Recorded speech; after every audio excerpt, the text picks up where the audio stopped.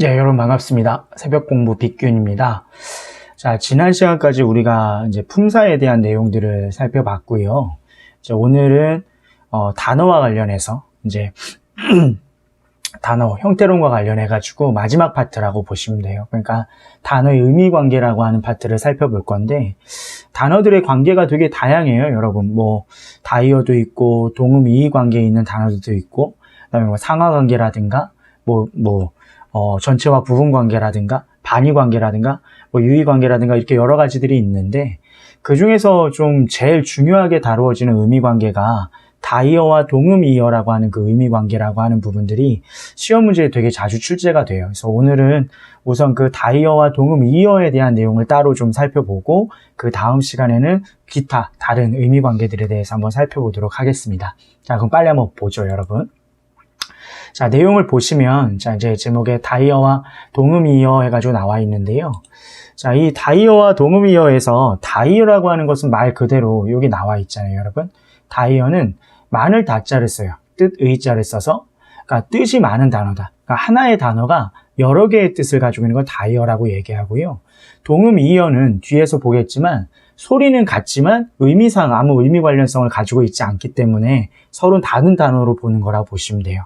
자, 한번 차근차근 한번 얘기를 해볼게요, 여러분. 그래서 여기 처음에 중심적 의미와 주변적 의미 해가지고 나와 있는데, 이 중심 의미라고도 얘기하고 주변 의미라고도 얘기를 하는데, 이 중심 의미와 주변 의미는 정확하게 이 다이어만 가지고 있다고 보시면 돼요. 그러니까 중심 의미와 주변 의미는 다른 의미 관계와 관련이 있는 게 아니라 이 다이어하고만 관련이 있다.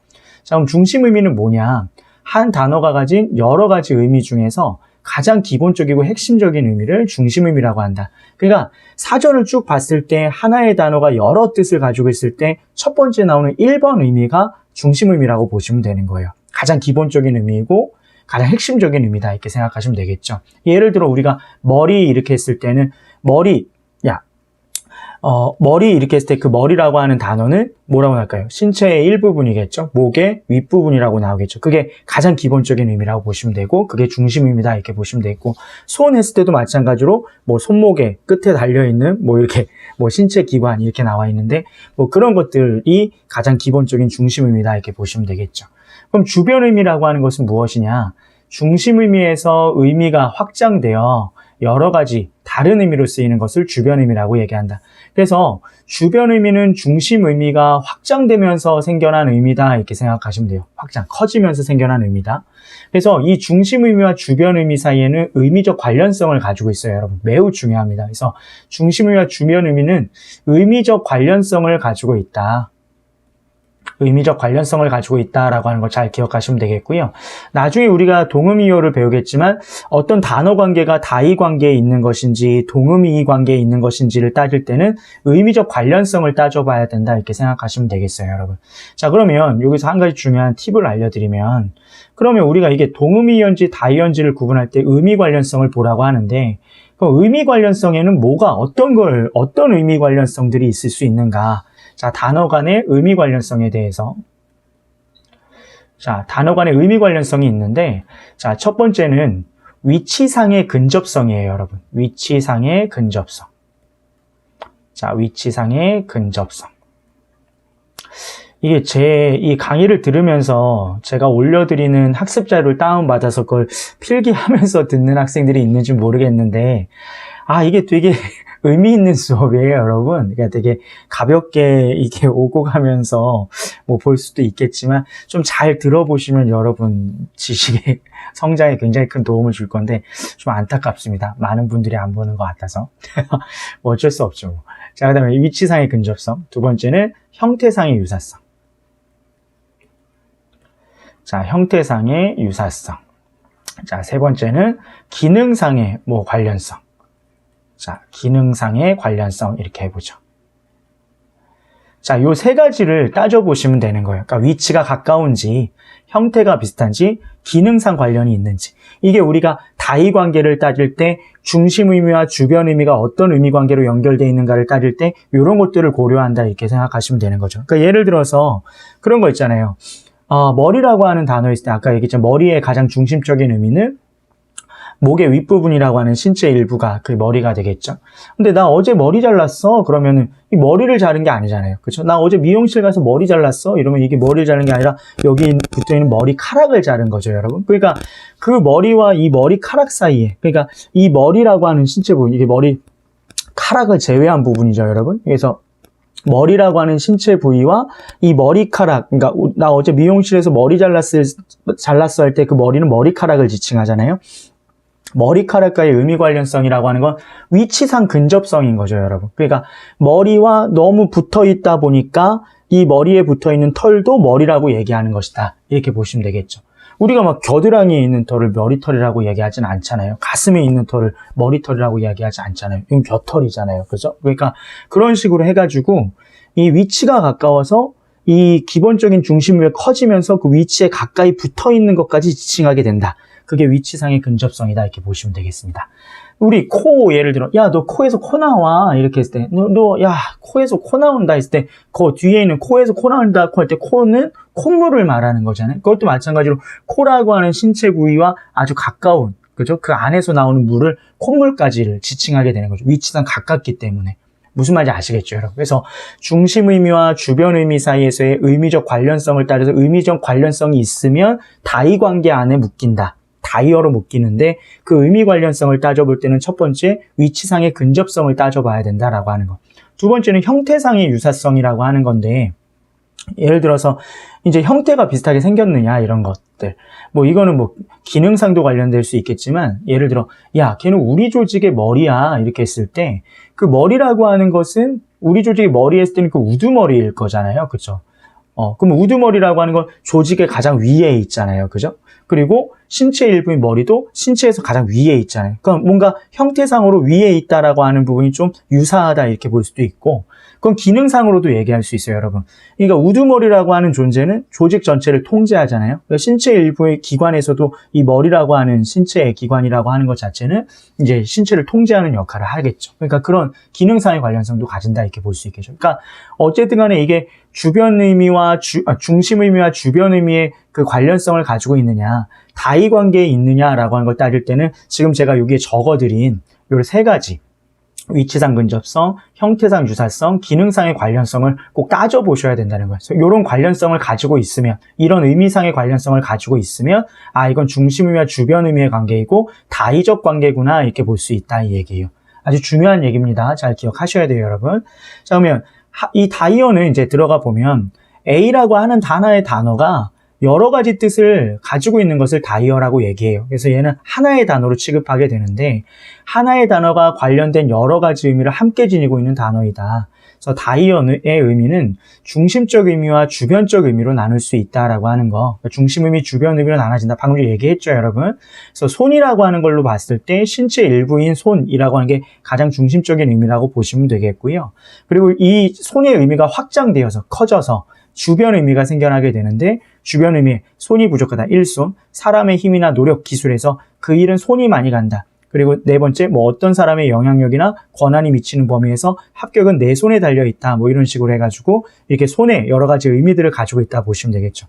여기서 이 중심 의미인 손과 주변 의미인 손 사이에서는 이 중에서도 가장 관련성이 깊은 건 기능과 관련된다 보면 되겠죠. 우리가 손으로 일을 하고 어떤 기술적인 부분이라든가 노력이라고 하는 것도 보통은 다 손을 가지고서 해야 되는 일들이 많으니까 이 기능상의 관련성을 가지고 이 중심 의미와 주변 의미가 의미적 관련성을 가지고 있다 이렇게 볼 수 있겠죠, 여러분. 그래서 이렇게 다이어는 이런 의미적 관련성을 가지고 있는 것들이다. 중심 의미와 주변 의미를 따질 때는 다이 관계에서만 따진다.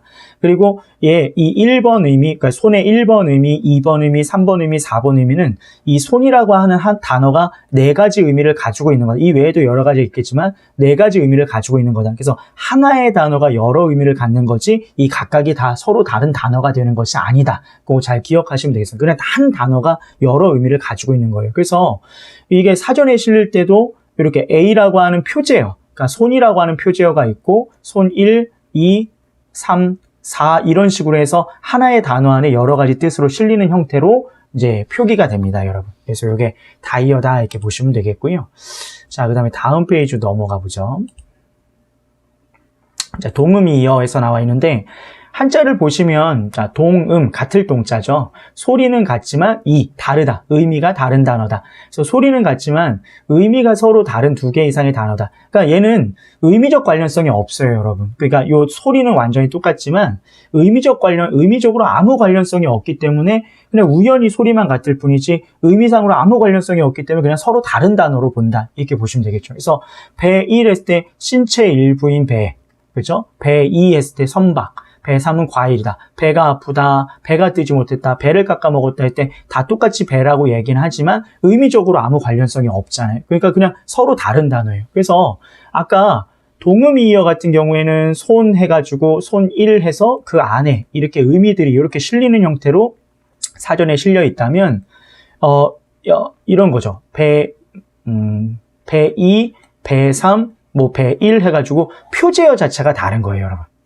얘는 하나의 단어 안에 여러 가지 의미 이렇게 실려 있으면 다의 관계고 이렇게 표제어 자체가 따로 나와 있다. 이게 튀어나온 게 따로 나와 있다 그러면 그건 동음이의 관계다 이렇게 생각하시면 되겠어요, 여러분. 자, 그래서 요거 동음이어는 이렇게 소리만 같을 뿐이지 우연히 소리만 같을 뿐이지 의미적 관련성은 전혀 가지고 있지 않다 이렇게 보시면 되겠고요. 그리고 요런 게 있어요, 여러분. 동음이어 중에 자 동철 동음이어라고 하는 것이 있고요. 자, 동음이어라고 하는 게 있고 이철 동음이어라고 하는 것이 있어요. 동철 동음이어, 이철 동음이어. 이 철은 철자를 말하는 거예요, 여러분. 그러면 여기 나오는 배 같은 경우는 표기도 똑같고 발음도 같잖아요, 여러분. 이게 동철 동음이어인 거예요. 표기도 같고 발음도 똑같다. 근데 이철 동음이어는 표기는 다른데 발음은 같은 것을 말하는 거예요. 자, 예를 들어서 이거 식혀와 식혀를 보죠. 얘 발음이 식혀는 식혀 이렇게 발음이 이렇게 되고 얘도 발음은 식혀 이렇게 되는 거잖아요. 그럼 얘는 철자는 다르지만 발음은 똑같다는 거예요. 이거를 이철 동음이어라고 얘기를 하는 거예요, 여러분. 그러니까 이런 것도 참고적으로 알아두셔야 되는데 나는 짬뽕을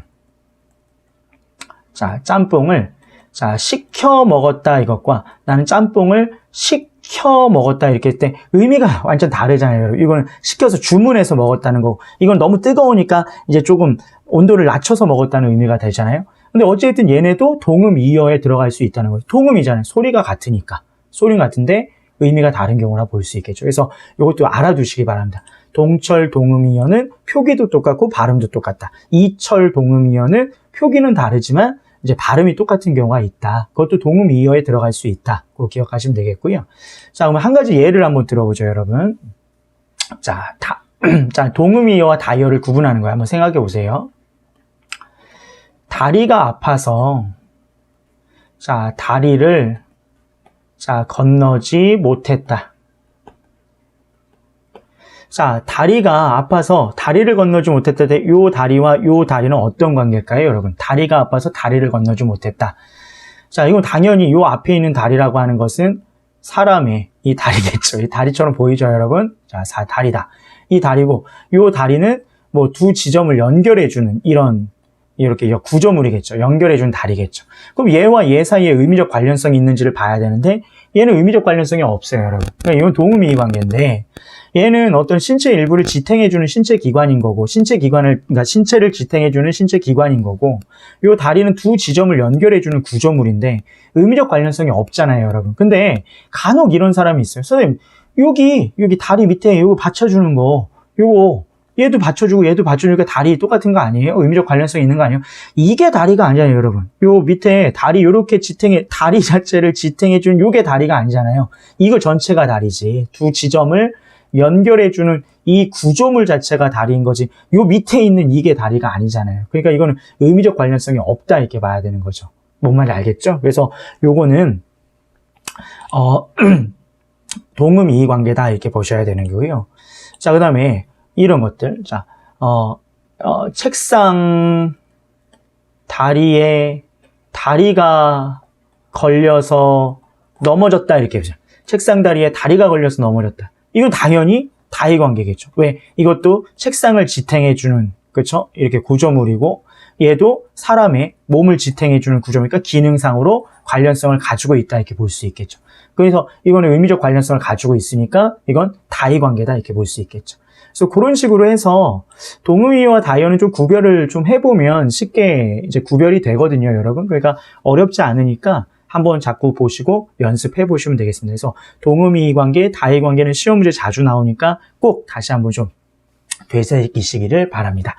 자, 오늘은 다이어와 동음이어는 여기까지 설명하고요. 다음 시간에 다른 의미 관계들에 대해서 살펴보도록 하겠습니다. 자, 고생하셨습니다.